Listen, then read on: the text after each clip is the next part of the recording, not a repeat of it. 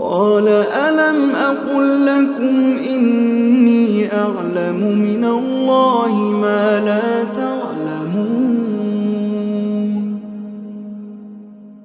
قالوا يا أبانا استغفر لنا ذنوبنا إنا كنا خاطئين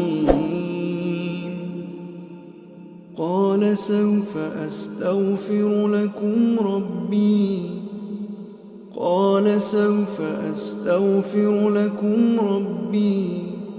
إنه هو الغفور الرحيم